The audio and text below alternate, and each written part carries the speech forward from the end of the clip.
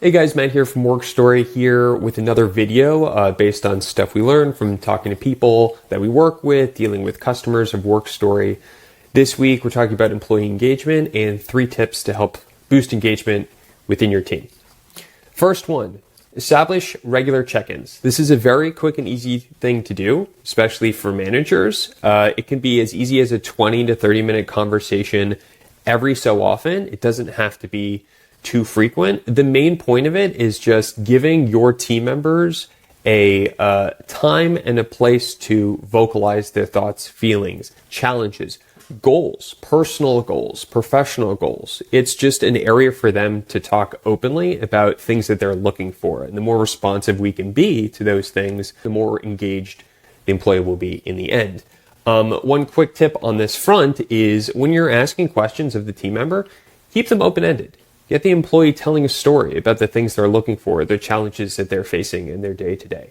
The more they feel heard, the better off things will be, the more engaged they'll be in the end because they feel like the organization is actually responding to them as a person. Tip number 2, recognize people's contributions. This can be a super quick and easy thing to do. You should not be saving up recognition for like an end of the month thing. This is a tool to be used to keep team members feeling good and motivated. It can be as simple as a quick shout out in Slack or Teams.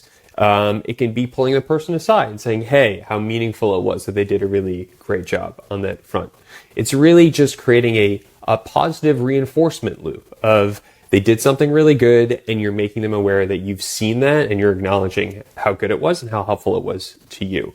One additional thing on this front is a little snippet that I like to use occasionally, which is praise in public, but criticize in private. People will respond much better to constructive feedback or criticism of something that happened when you're telling them privately and not really airing it amongst a group, especially a group of their peers who they're always looking for respect or, whatever level they happen to be on together. They want to make sure they maintain that posture amongst their peers. So anyway, just being more specific, when you are praising people, it's much more powerful to do it publicly. If it's not appropriate to do so, make sure you're at least doing it privately. But then if you're going to criticize them or say something constructive, perhaps do it privately. Okay. The last tip, creating growth opportunities. This is huge. When it comes to working in organizations, there's nothing that can be more stifling to an employee's engagement than not having an opportunity to move up in the organization or find other ways to challenge yourself. If you're just faced with the same work over and over again, you're slowly going to get sort of eroded away and less engaged and motivated in your work. So especially also for like flat organizations, it's not always possible to provide career growth opportunities that often. So there are other ways of tackling this. It doesn't have to always be a promotion. It can be presenting the person with new different projects that they wouldn't otherwise be working on, or training them in different areas of performance or different work areas of the organization to get a better idea as to what's going on, or maybe a higher level perspective of the work that they're doing. Giving them opportunity to lead small projects or initiatives, find little opportunities to put someone in charge of something. And then also taking some time or money to invest in their personal growth. They'll see that as you taking extra effort to find ways to help them to grow, because it's not just how well are they performing within themselves or within their team. It's how can you help them in the long run, and they'll respond very positively to that.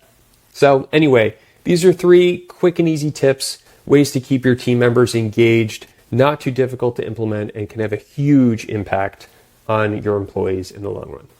Anyway, if you've enjoyed this, make sure to subscribe to our newsletter.